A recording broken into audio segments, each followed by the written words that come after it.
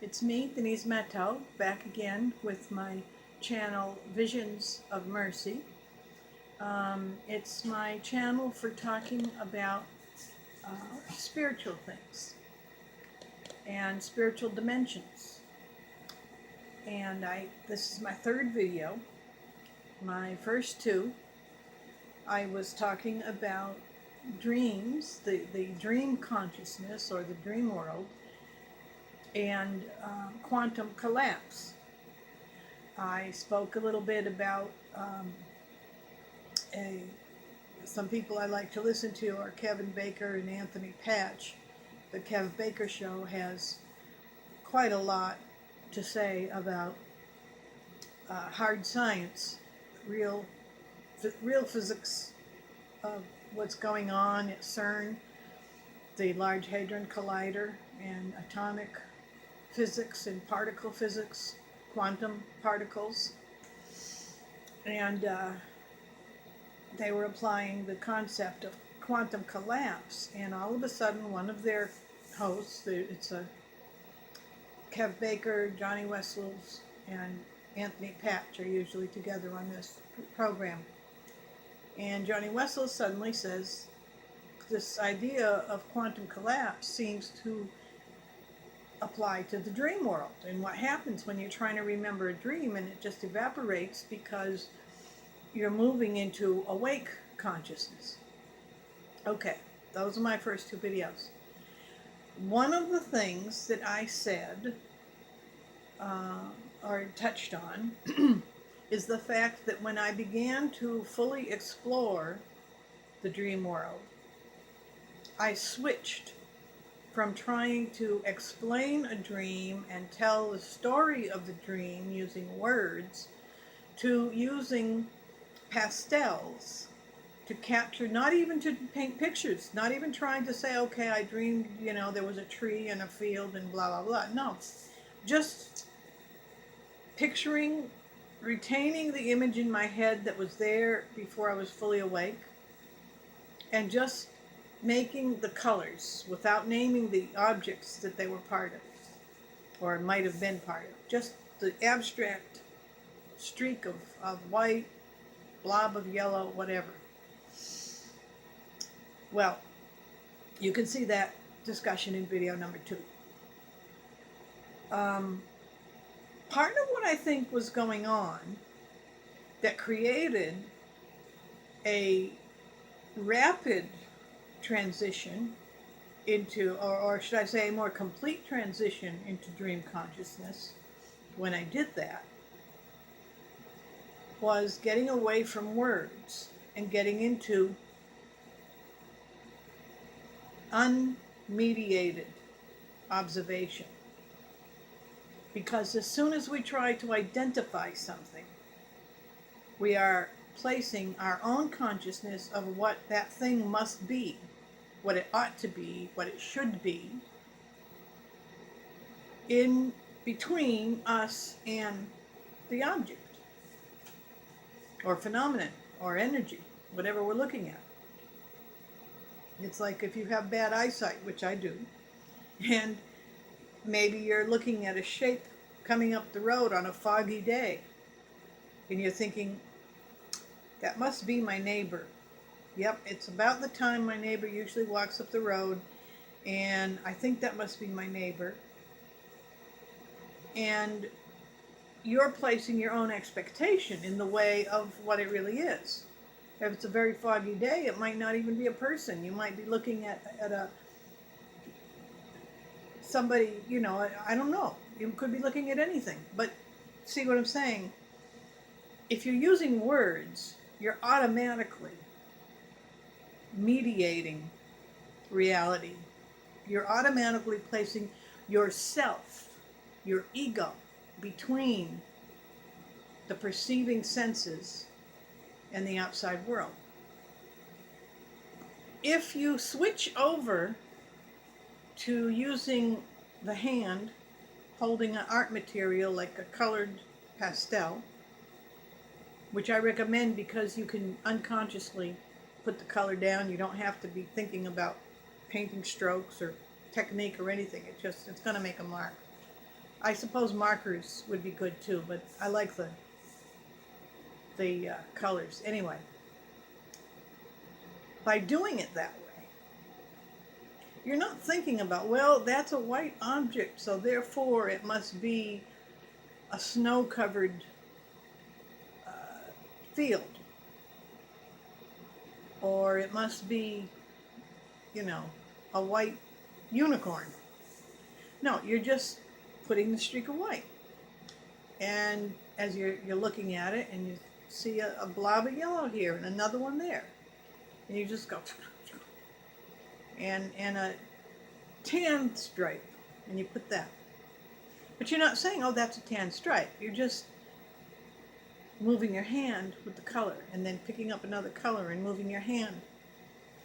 Now, this, I think, is very important because it is the placing of expectation between the sensing brain, the physical senses and the connection to all the neurons, and the stimulus, the outside object. Even in the case of dreaming, you might say, well, that's not outside.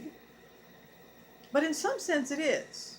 I mean, it may be that this part of the brain is looking at something that's happening here.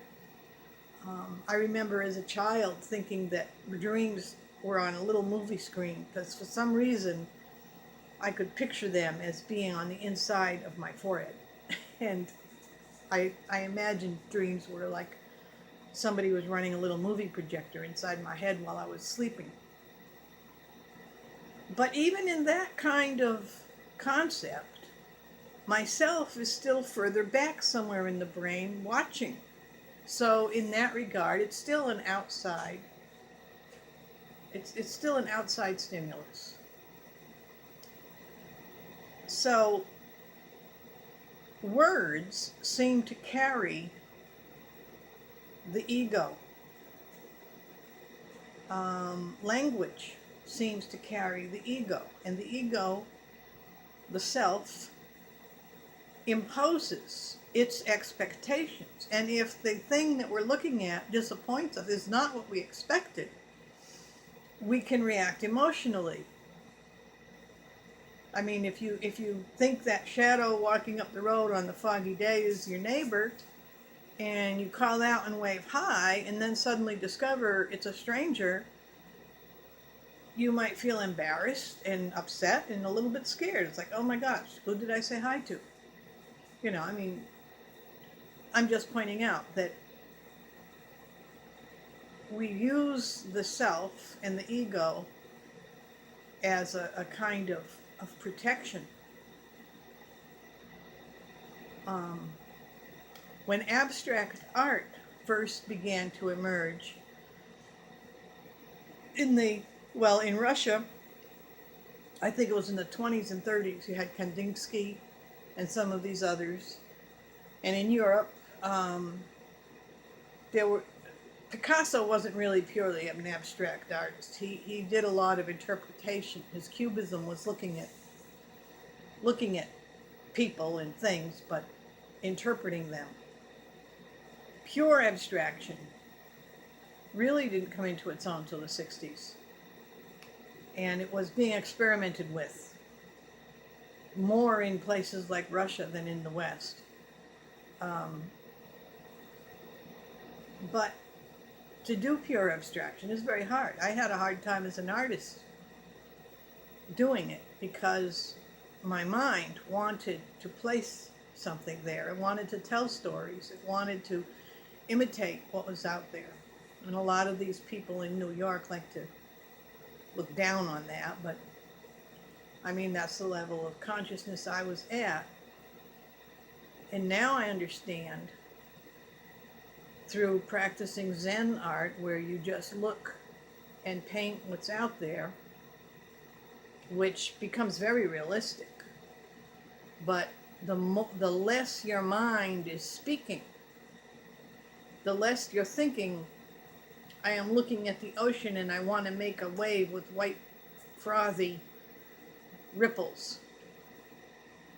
If I'm thinking about painting that wave, I'm going to paint a very sorry imitation of a wave, and it's going to look silly. But if my mind goes blank and I'm just laying the paint down as I'm receiving it, that's the piece of work that really captures the look of the field that I'm in, of the beach that I'm on. It's not abstract, but it requires the abstract perception. So I guess what I'm getting at is that we are continuously filtering reality through our words, just as we filter ourselves to others through what we say. And in past times, this wasn't such a big deal. People did a lot of physical work. You don't do a lot of talking when you're working. People, in many cases, really spent more time apart from each other. They lived communally, but if you went out to work in the fields, I'm talking about pre-industrial days, it might be you and a few friends or servants or even slaves if you were in the deep south or someplace. You'd be out there with hand tools, and you wouldn't really be talking to each other. You'd be doing your job. And you're thinking, you wouldn't really be thinking in words, you'd just be doing your job. You'd be a hunter. You're not thinking, oh, where's the deer, where's the deer, where's the deer? No. You're going through the woods that you're familiar with. You're smelling and hearing and looking. And your senses are open and your mind is quiet. And that's when you see the deer. So that was human consciousness, probably for thousands of years.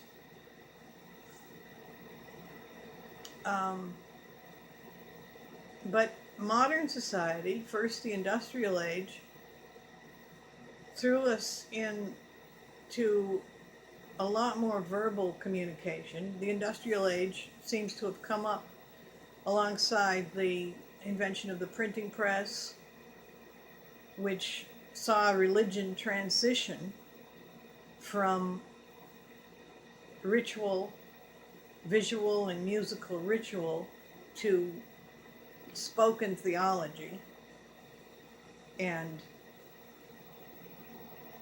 our perception became more and more limited. And I'm going to do another video on the nature of word-mediated reality versus sensual-mediated reality. But I'm just trying to point out the quantum collapse of our reality seems to increase with the volume of words that are used to filter it. And well, I'm coming up to the end of my video here, but that's the thought I'm going to close with, that the quantum collapse of what some call the matrix is directly connected to the dominance of verbal reality versus verbal sensing versus audio, music-based, sound-based, visual-based. I don't mean visual as in reading something, but visual as in looking at something. And there's an energy difference. So I'm going to close with that thought. Denise Matteau, over and out.